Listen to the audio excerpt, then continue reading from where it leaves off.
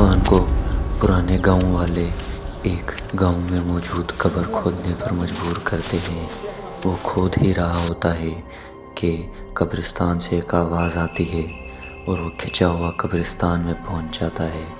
جیسے ہی وہ قبرستان میں پہنچتا ہے، ایک قبر کھلی ہوئی ہوتی ہے اور اس میں سے ایک خوفناک ہاتھ باہر آتا ہے اور وہ عرفان کو جکڑ لیتا ہے۔ جیسے ہی عرفان بھاگنے لگتا ہے، اس کی نظر اس کے ہاتھ پر پڑتی ہے اور وہ دیکھتا ہے اس کا ہاتھ بھی ویسا ہی ہو گیا ہوتا ہے۔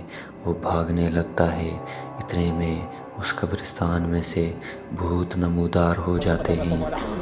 وہ بھاگ کر گھر پہنچتا ہے اور پریشان بیٹھا ہوا ہوتا ہے کہ اس کی امی اور بہن باہر سے آتے ہیں اور کہتے ہیں، آج رات پرانے آئینے میں مت دیکھنا۔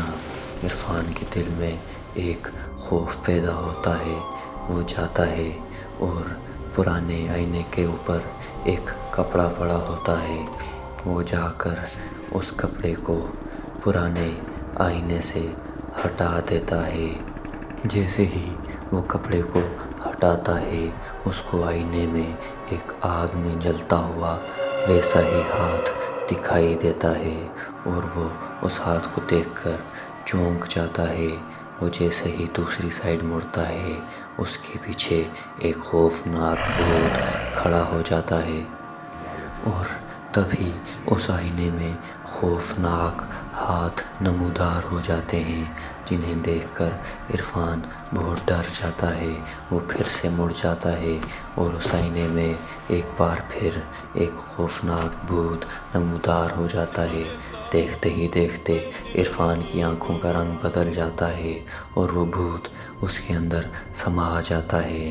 اب عرفان بھوت بنا ہوا آگے کی طرف بڑھتا ہے، باہر کی طرف جا رہا ہوتا ہے، لیکن تبھی وہ پھر سے کھنچا ہوا آئینے کے پاس پہنچ جاتا ہے اور دیکھتا ہے وہاں پر ایک اور بھوت نمودار ہوا ہے اور وہ جیسے ہی آئینے میں دیکھتا ہے، اس کی شکل بگڑ چکی ہوتی ہے، آئینہ ٹوٹ رہا ہوتا ہے اور اس کا چہرہ ایک خوفناک بھوت کے چہرے میں بدل جاتا ہے اور اس کی آنکھیں ایک دم سفید ہو جاتی ہیں۔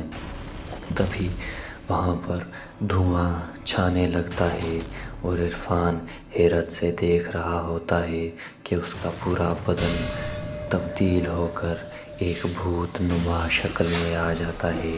وہ بہت گھبرا جاتا ہے۔